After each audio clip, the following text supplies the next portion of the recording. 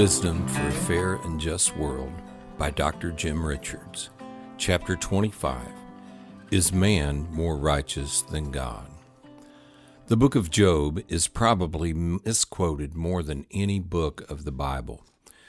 It is not that the scriptures are misstated, but taken out of context.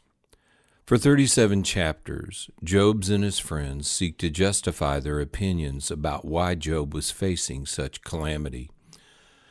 Amazingly, we quote their foolish, ungodly reasonings, but never actually repeat what God says. Finally, in chapter 38, God begins to speak. He unscrambles their illogical confusion, self-justification, and accusations, driving their arguments and opinions. God asks, quote, "Who is this who darkens counsel by words without knowledge?" End quote, Job 38:2. In other words, you guys are not making the knowledge of God clear. You are making it confusing and hard to understand by mixing in your opinions. Then in Job 40, verse 2, God asks, quote, "Shall the one who contends with the Almighty correct him?" End quote. Even though Job was a righteous man, he was still human, with the need to justify himself. We, like Job, would prefer to express our opinion rather than discover what God has said. In other words, we want to instruct God. In this matter, Job's friends correctly assess Job's self-justification. Quote, "Do you think this is right? Do you say my righteousness is more than God's?"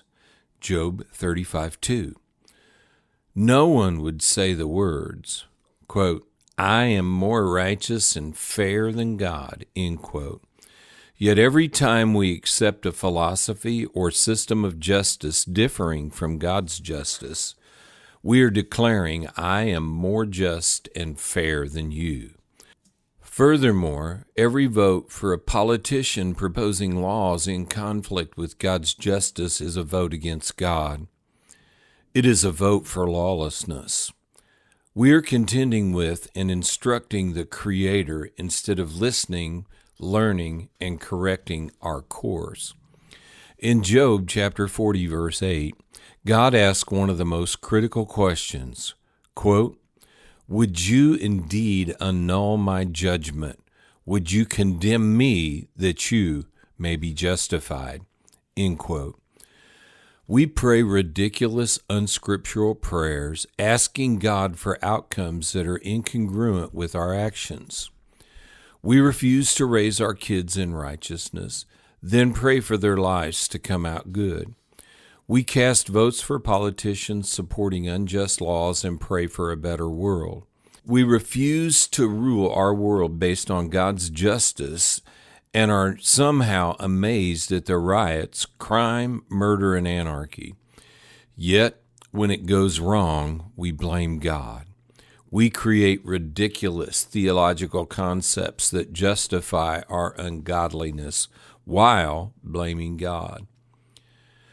Religion has tricked us into thinking that faith is what we do to get God to respond to us.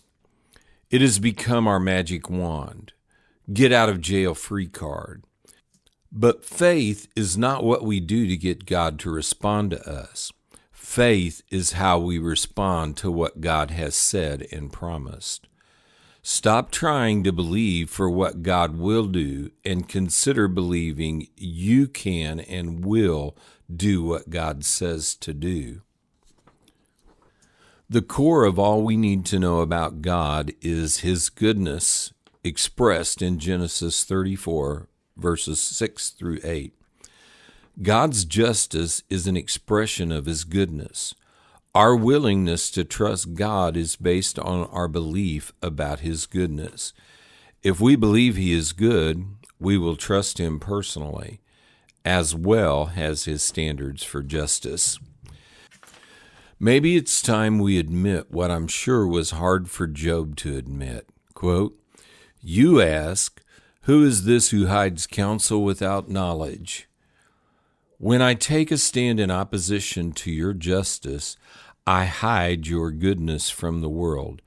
I pervert your justice. Job continued, quote, Therefore I have uttered what I did not understand, things too wonderful for me, which I did not know, end quote. Maybe we should admit, I am not smarter than God. My theories are foolish rambling of an ego-driven world. You are the creator. You know the heart of man. You and you alone can transform the hearts of those given to violence and evil. There is no social justice program that can do what needs to be done in the world. Job closed with the humbling confession, quote, I have heard of you by the hearing of the ear, but now my eye sees you, end quote. Job 42:5. Maybe we should examine our hearts to determine if we have a living, vibrant, interactive relationship with God, or if we will only call ourselves Christians with no commitment to lordship or discipleship. Get real about how you relate to everything, but especially to those to whom you give power to rule you and your nation. We are not fairer or wiser than God. No matter how good it sounds when anyone exalts their goodness and justice above God's, whether intentional or accidental, they are destroying the world through lawlessness. I will not be a co-conspirator.